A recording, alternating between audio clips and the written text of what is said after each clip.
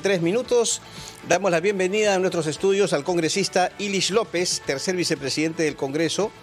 Él además ha sido, en la legislatura pasada, presidente de la Comisión de Economía del Congreso. El gobierno ha presentado justamente al legislativo el proyecto de presupuesto 2026 que incluye un aumento del 2,2% con relación al año anterior. ¿Cómo está, congresista? Y muchas gracias por su visita. Buenos días, don Carlos, señorita Mávila, un gusto saludarlos, saludar a la audiencia y gracias por la oportunidad. Siempre dispuesto a la interpelación que ustedes nos hagan. Entrevista, la interpelación es para los congresistas. Bueno, señor López, a ver, el monto total para el año fiscal 2026 va a ser de 257.562 millones, ¿cierto? No sé si usted ha hecho un análisis ya de lo presentado ante el Congreso de la República.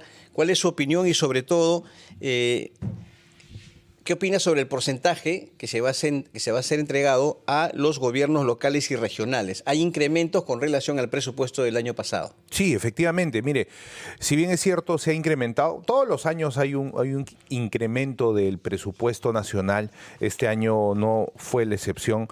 Lo que sí considero positivo es lo que acaba de mencionar, este incremento en más del 8% para los gobiernos regionales y además de más del 3% para los gobiernos locales. Tomando en cuenta y poniendo como fundamento la ley de Fondo Común que aprobamos en la Comisión de Economía, y luego en el Pleno y luego que ya pasó a ser ley. Esto por los parámetros que se puso de la norma básicos, que alineen, o sea, que tengan su plan operativo, plan institucional, las municipalidades, que este dinero sea utilizado en inversiones y que las municipalidades puedan gastar el 100%. Bajo esas condiciones, ellos no pueden gastar este incremento de presupuesto en gasto corriente. Todo es en inversiones. Entonces, considero positivo. ¿Por qué?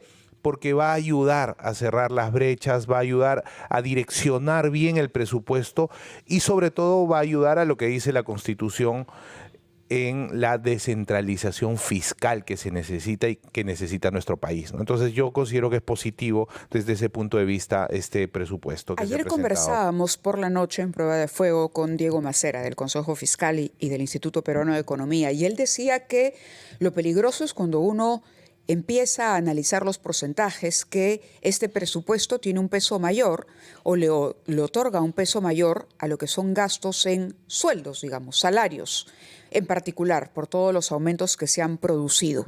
Y que eso es definitivamente a la larga peligroso, porque uno no va a hacer recortes a futuro. ¿Cómo analiza usted esa distribución del gasto? Porque ahora el Congreso tiene en sus manos la aprobación. El jueves sustenta el gobierno este presupuesto que se ha presentado y cuyo monto ya expresó Carlos. Sí, cuando se menciona que se van a ir en gasto de sueldo, tiene que terminarse la oración, la frase. Se va a ir en gasto de sueldo de los maestros que se han aprobado distintas normas, por ejemplo, las de CTS, los maestros de educación básica, y que se les va a incrementar su salario, sus sueldos. Estamos luchando también para que dentro del presupuesto entre el aumento a los cesantes y jubilados del magisterio, que tiene otro monto. Los docentes de institutos superiores, tecnológicos y pedagógicos están en una huelga actualmente.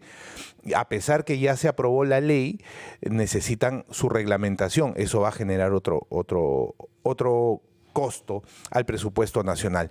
En líneas generales, acá hay una tarea de todos, también del Consejo Fiscal, y es que debemos procurar e incentivar la ampliación de la base tributaria. La presión tributaria está en el 16%. En otras palabras, de cada 100 soles, correcto, solo 16% pero sobre eso tributan. La crítica también está a las exoneraciones. Por supuesto. Es decir, este Congreso en particular ha aprobado leyes que van a reducir la recaudación fiscal para varios sectores, importante.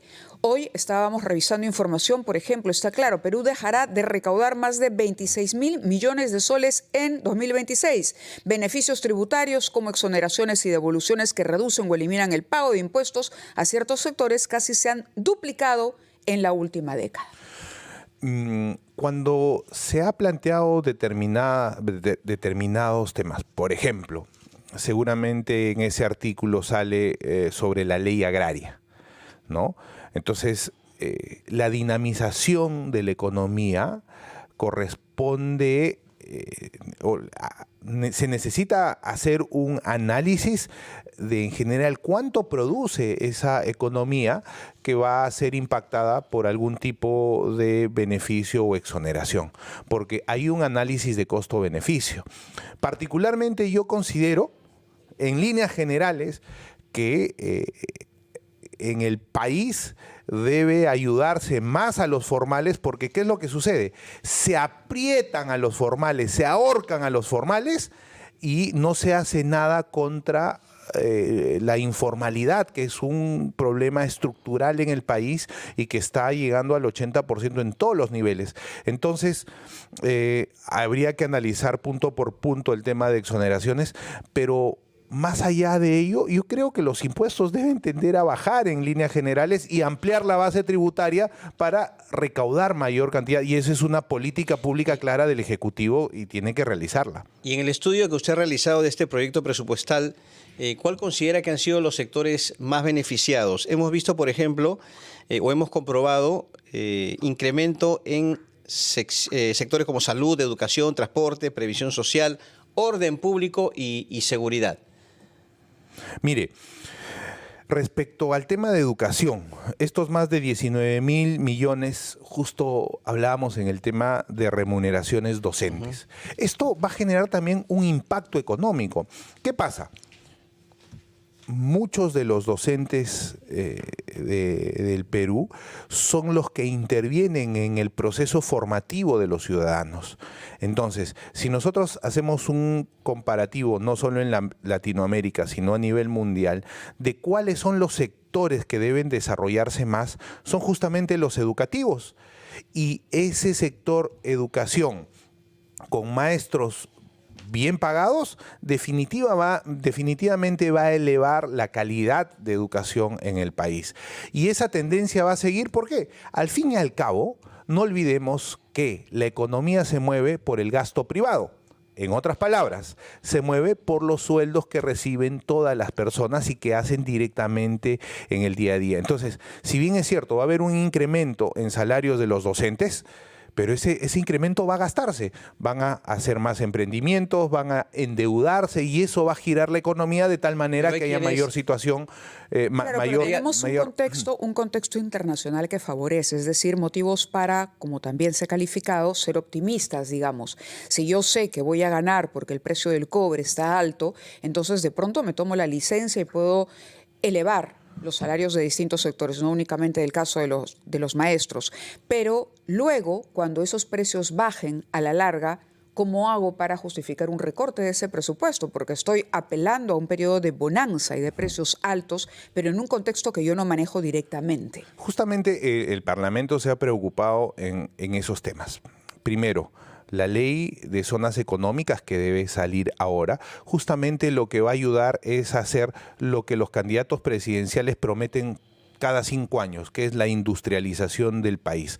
Cuando se dé esta normativa, que está prácticamente lista, vamos a poder tener inversiones de otros países, por ejemplo, el ensamblaje de carros que ya se da en México, aprovechando el puerto de Chancay que ya tenemos, vamos a recuperar el Pacífico del dominio que lo tenía Chile, por ejemplo, con el puerto de Iquique. Entonces, ¿qué vamos a hacer con eso?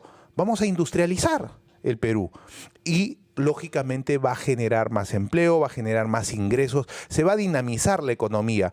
Yo coincido en parte con algunos economistas y algunos miembros del Consejo Fiscal que se tiene que cuidar, pero tampoco en mérito de ese equilibrio fiscal se puede decir el equilibrio fiscal, pero que se mueran de hambre los maestros, que se mueran de hambre los jubilados. De ninguna manera. Creo que hay que plantear alternativas de solución para ampliar la caja fiscal, la base tributaria. Y ahí está el tema, por ejemplo, que hemos planteado de educación financiera, de inversiones y una serie de posiciones más que hemos puesto y que se están realizando. El peligro es que estamos ingresando a una campaña electoral, digamos, con una tendencia, sobre todo cuando hay la posibilidad de reelección para los parlamentarios, ¿no?, de una tendencia o tentación populista, ¿no? Y hablando de un incremento de la deuda interna y externa al mismo tiempo en ese presupuesto. Por eso es que la mayoría de economistas advierten que se está dejando, ¿no?, una papa caliente al próximo gobierno. ¿Cómo evitar que el Congreso tenga o ceda a esa tentación populista ahora que el presupuesto está en sus manos? Sí, hay que evitarlo porque eso lo vamos a tener que ver en la Comisión de Economía. Ya no soy presidente, pero soy miembro de la Comisión de Economía. El déficit está previsto en 1.8% del PBI. Eso es mucho menor de lo que es el contexto latinoamericano. Brasil el 6%, entre otros países. Hay que cuidar ello. ¿Y cómo cuidamos? Básicamente, por un lado, planteando políticas que generen estabilidad fiscal y por otro lado, buscando implementar o contribuyendo para ampliar la base tributaria, para generar formalización. Debemos generar, por ejemplo, la masificación del crédito. Hay que hacer un impulso grande en crédito para que los emprendedores, que son la mayoría en el Perú, puedan seguir dinamizando la economía y puedan formalizarse. Congresista, quiero hacer una pregunta y me permite tocar otro tema antes de culminar. Tiene que ver justamente con las bancadas en el Congreso.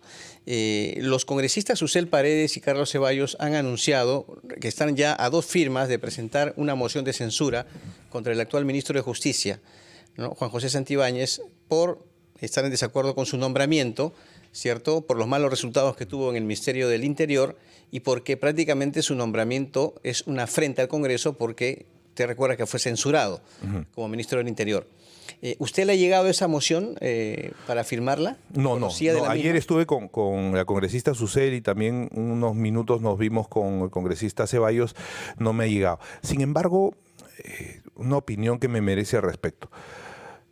En el país debemos acostumbrarnos a cumplir las normas. Sí, el Ejecutivo ha nombrado al ministro Santibáñez, se supone que está enmarcado en una norma que lo posibilita, que le da la posibilidad de hacerlo, para empezar por ahí.